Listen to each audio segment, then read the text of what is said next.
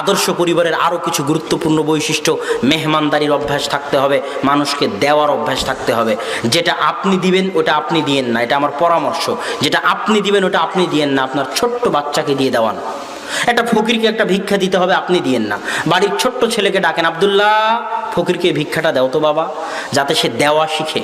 কথা বুঝেননি? যাতে সে দেওয়া শিখে। কোনো সময় কাউকে ফিরিয়ে দিবেন না, সে মুখাপেক্ষী হোক আর না হোক, সে চোর হোক, ধোঁকাবাজ হোক, তাতে যায় আসে না। দলিল বুখারীর হাদিস। বুখারীর হাদিসে আল্লাহ 3 জন বনি ইসরাইলের লোককে পরীক্ষা করার জন্য ফেরেশতা পাঠিয়েছিলেন। হাদিস জানেন তো, সবার জানা আছে না? তো ওই ফেরেশতা কি আসলেই ফকির ছিল? মিথ্যা, ফকির ছিল না তো। ওই ফেরেশতা কি আসলেই গরিব ছিল? ছিল না তো। ওই ফেরেশতা অভিনয় করে এসে বলতেছে, আমি গরিব, আমি মুসাফির, আমার টাকা হারিয়ে গেছে, আমাকে কিছু দেন। কথা বুঝতে পারেননি? তো তখন দেওয়াটা পরীক্ষা না পরীক্ষা নয়? পরীক্ষা।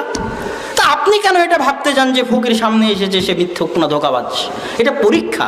সে ফকির, তার পরীক্ষা আল্লাহর কাছে দিবে মৃত্যু হলে, আপনি আপনার পরীক্ষা দিয়ে পাশ করেন।